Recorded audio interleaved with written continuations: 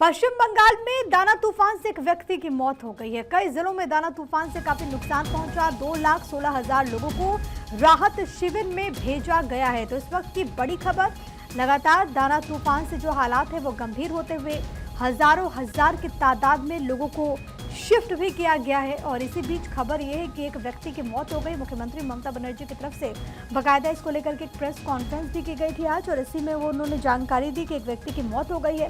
कई जिलों में दाना तूफान से काफी नुकसान हुआ है। और अभी जो बड़ी जानकारी है वो ये कि 2,16,000 लोगों को कैंप्स में शिफ्ट किया गया। खासतौर पर जो निचले इलाके हैं वहाँ पर जो हालात हैं वो बहुत ज़्यादा विषम बने हुए हैं। लगातार वहाँ पर तेज़ बारिश हो रही है, तेज़ हवाएं चल रही हैं और समुद्री लहरों में भी उफान देखने को मिल रहा है। लोग काफ़ी ज़्यादा डरे हुए हैं, लोग काफ़ी ज़्यादा सहमे हुए हैं। कई जगहों पर चाहे वो ऑफिसेज हों, चाहे वो स्कूल्स हों, उनको बंद कर दिया गया। कुछ तस्वीरें आपकी टीवी स्क्रीन पर देखिए, दाना का किस तरीके से लैंडफॉल देखने को मिला, हवा की तेज़ रफ्तार देखने को मिल रही है।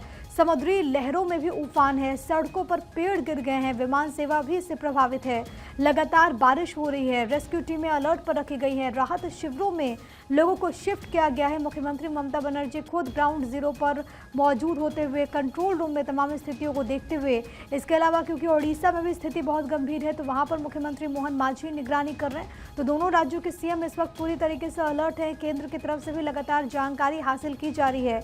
लेकिन दाना तूफान ने किस तरीके से यहाँ पर दहशत का माहौल पैदा कर दिया है, आप इन तस्वीरों के जरिए अंदाज़ा लगा सकते हैं। लगातार जो स्थितियाँ हैं वो गंभीर बनी हुई हैं और इसको लेकर के जो रेस्क्यू टीमें हैं वो भी इस वक्त अलर्ट पर हैं। अब ग्राफिक्स के जरिए बड़ी बातें आपको बता देते हैं। एक्शन में देखिए ओडिशा के मुख्यमंत्री मोहन चरण मांझी, जो कि लगातार मॉनिटरिंग कर रहे हैं। तैयारियों का उन्होंने जायजा भी लिया था, अधिकारियों से जानकारी ली, लोगों को बेहद सतर्क रहने को कहा गया, लोगों को सुरक्षित स्थान पर भिजवाया भी गया। तो ये बड़ी बातें हैं क्योंकि ओडिशा में इसका प्रभाव देखने को मिल रहा है। हालात वहाँ पर बहुत ज़्यादा गंभीर बने हुए हैं और इसी को लेकर के मुख्यमंत्री मोहन मांझी, जो कि लगातार अलर्ट हैं, मॉनिटरिंग कर रहे हैं। सावधान, तूफान आ गया, बिना वजह घर से आप बाहर ना निकले। अगर ज़रूरी नहीं है तो आप घरों में ही रहें। अपने पास टॉर्च रखें, मोमबत्ती रखें, माचिस का स्टॉक रखें क्योंकि लाइट से बहुत ज़्यादा कट रही हैं। अगर बाहर फंसे हुए हैं तो सेफ जगह पर रुक जाएं।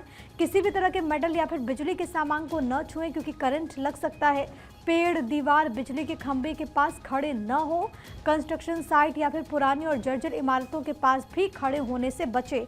तो ये आपको कुछ प्रिकॉशंस लेने हैं जो कि बहुत ज़्यादा ज़रूरी है क्योंकि इस वक्त तूफान की वजह से लगातार बारिश हो रही है, बिजली गिरने के भी मामले सामने आ रहे हैं, तेज़ हवाएं चल रही है। तो इसमें आपको क्या एहतियात बरतना है वो हम आपको बता रहे हैं। सबसे अव्वल तो यही है कि घरों से बाहर ना निकलें, अपने परिवारजनों के साथ रहें और अगर आप बाहर निकलना है तो सावधानी बरतें, किसी सेफ जगह पर रुक जाए अगर आपको लग रहा है कि स्थिति बहुत ज़्यादा गंभीर है।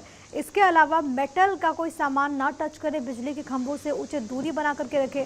अक्सर ऐसा होता है कि कई जगहों पर निर्माणाधीन इमारत भी होती है तो आप उन इमारतों के नज़दीक ना जाएं क्योंकि तेज़ हवाएं हैं, हो सकता है कि इमारत ढह जाए, मकान क्षतिग्रस्त क्योंकि लगातार हो रहे हैं। अब देखिए पानियों में किस तरीके से वहाँ पर जो समुद्र है उनमें ऊंची ऊंची लहरें उठ रही हैं और ऐसे में वहाँ पर जो मछुआरे हैं जो ये इन इलाकों में रहते हैं उनको भी शिफ्ट किया गया और ये लाखों की तादाद में है वो लोग हैं जिनको शिफ्ट किया गया है क्योंकि चाहे वो पश्चिम बंगाल हो या फिर ओडिशा, कई सारे ऐसे गांव हैं, कई सारे ऐसे ज़िले हैं जो कि इस वक्त प्रभावित हैं। और इसी को लेकर के आप देख सकते हैं इन तस्वीरों में भी जो बड़े बड़े पेड़ हैं वो भी यहाँ पर उखड़ गए हैं और ऐसे में रास्ते बाधित हैं, लोगों को काफ़ी ज़्यादा परेशानी हो रही है।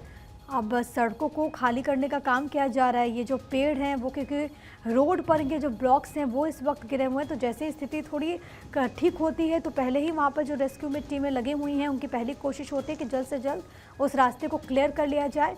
उड़ीसा, बंगाल, दाना का ये तूफानी प्रहार जो कि लगातार इन दोनों राज्यों में देखने को मिल रहा है।